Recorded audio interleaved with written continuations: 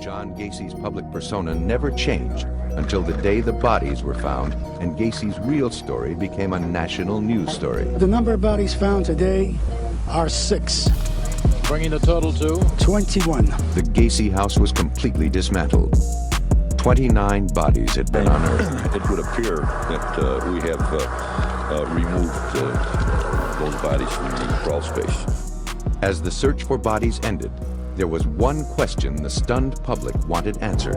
How had John Gacy gotten away with killing so many young men and boys for so many years? I could not understand how a man living in the city of Chicago, who was respected apparently by neighbors, active politically, could be responsible for doing something like this. To this day, it defies logic how he was able to kill 33 people and bury them, most of them on his property, and get away with it for a number of years. To do, because I don't believe in hitting children. A good father, a concerned citizen. He said he was also a dedicated community servant. I always felt that service community and community service to others, in my religious background, I felt if you serve other people, it'll come back to serve you. Ironically, for people who knew Gacy before his arrest, his statements were actually believable because the public life of John Gacy was that of a model citizen and loving father. As the bodies, one after another, were pulled from Gacy's house in December 1978, there was no group more stunned than the group of people who consider themselves Gacy's friends. I still find it hard to believe him. I've known the man 4.5 years, and I thought the world of him. To those who knew him, John Gacy was not only a successful businessman, he was also a good neighbor. Routinely, he opened his house for lavish holiday theme parties. But what many remembered about him most was that he often dressed up as a clown to entertain children. But now, with the bodies being pulled from his basement, the world discovered another side to John Gacy. And suddenly, people wanted to know, who was this Dr. Jekyll and Mr. Hyde?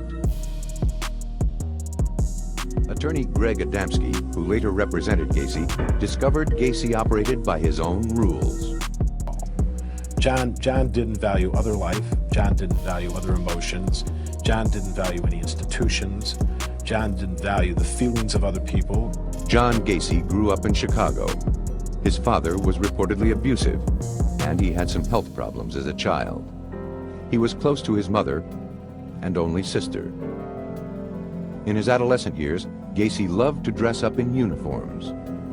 He scored 118 on an IQ test, which is in the bright normal range. He told doctors after his arrest that he committed his first murder when he was 15 years old and then couldn't stop. He made the statement in 1979 to the psychiatrist hired to help in his defense, Helen Morrison. He started the pattern of what later is described as almost an addiction to homicide. And that's so similar to someone who's an addict that they'll be doing all right, and then there's a certain point where they almost have a craving. And it's not that they're after a human being, it's not that they've had a fight with anyone, it's not that they've remembered some traumatic episode from their childhood. It's just that simple and that terrifying. Gacy was never charged with the murder he claimed to commit as a teen. And then in the 60s, he got married to a co-worker and went to work as a manager for a Kentucky Fried Chicken restaurant in Waterloo, Iowa. He became active in a local civic organization, the JCs, even named Man of the Year. Gacy had a young wife and children, but was developing a penchant for sex with young boys. In 1968, at age 26, he was convicted of sexually assaulting a teenage boy. He was sentenced to 10 years, but because he was such a model prisoner, he served only 18 months. Returning to Chicago, now divorced, he made a clean start, rejected his family, and became involved in Democratic Party politics, and was even photographed with then First Lady Rosalind Carter. He also married a childhood friend who had 2 young daughters of her own. In the early 70s, he began a small contracting business called PDM, painting, decorating, and maintenance. Outwardly, Gacy maintained a life that appeared meticulously in order.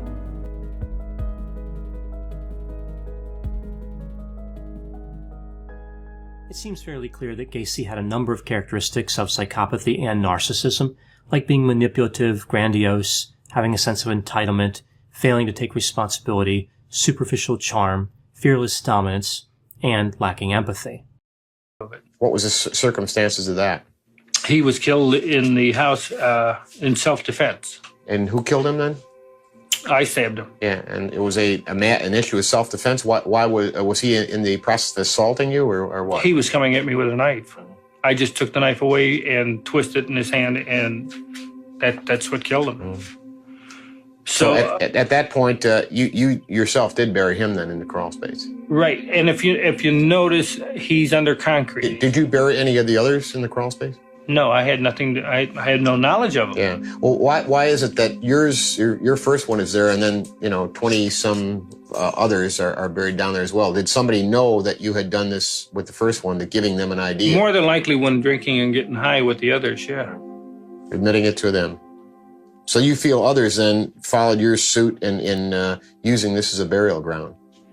Without a doubt. Yeah. A psychopath, in fact, we know in the research on psychopathy, which has also been called antisocial personality disorder in our diagnostic manual, these are people who are actually believed to have slightly different autonomic nervous systems. Our autonomic nervous system is actually that part that holds our sympathetic nervous system, which is our fight and flight system.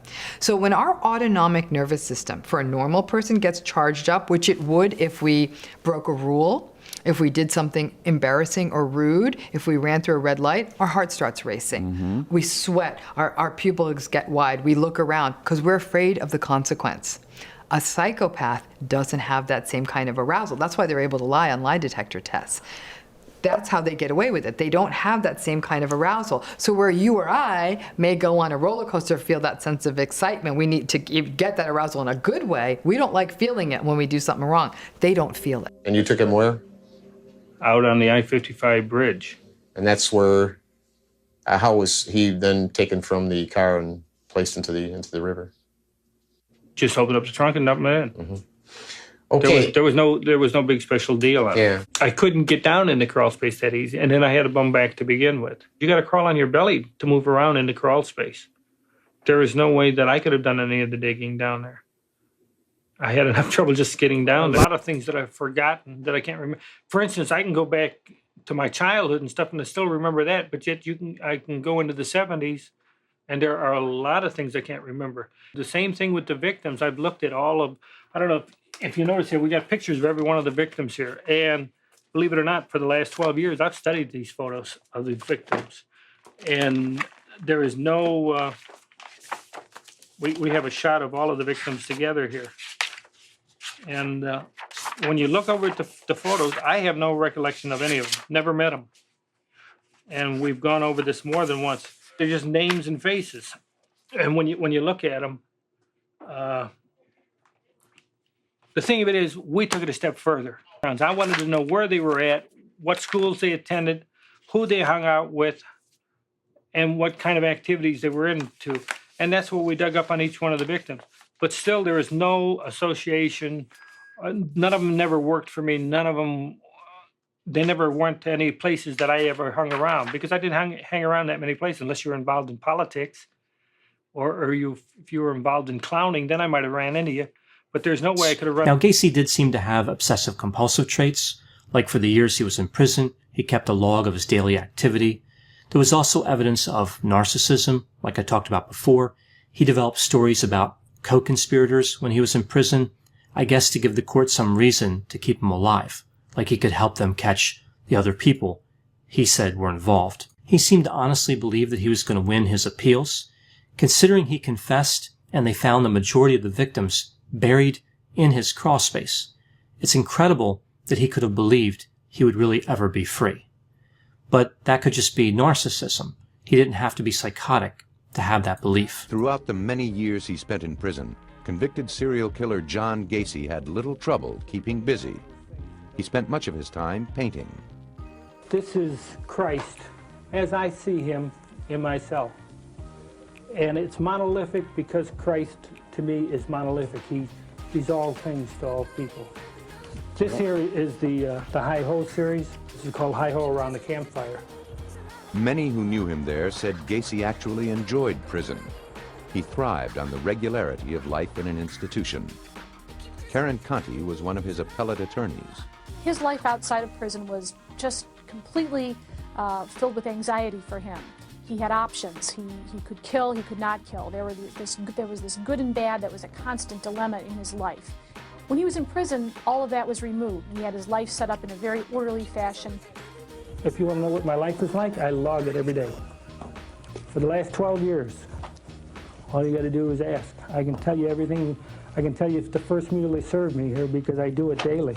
What do you do all day? Every phone call, everything that I do, every time an officer's around me is logged. Every movement that I make is in the John book. Gacy presented himself to the public as a man deeply concerned with the breakdown of family values. Do you realize by 1993 that 50% of the American families will be single-parented? And that shows a breakdown in the church and not being able to hold families together. And for this reason, children run away from home and seek love in other places. Twice divorced himself, he still claimed to live his own life according to very strict standards. I've always looked after my children, even now. 61, I went to Las Vegas for 3 months. Took my car and left. Yeah. I worked for Palm Mortuary, being the night man picking up bodies at the hospitals and stuff for them. I worked as a night man only. I did have nothing to do with the bodies. All this talk that I slept with the dead ones or had sex with dead bodies, there is no truth to any of that. You did live in the mortuary. I lived in the mortuary, yes, but not in the embalming room. I mean, they make it sound like, I slept in the crypts with them. And I never climbed into a coffin or anything like that. That is so damn ridiculous. It's the same thing. The contention is that I slept all night with Robert Pease. If you want to say I slept in the same house with a dead body, okay, fine, I'll buy that. But in the same room, no. And besides, the dead won't bother you. It's the living you got to worry about.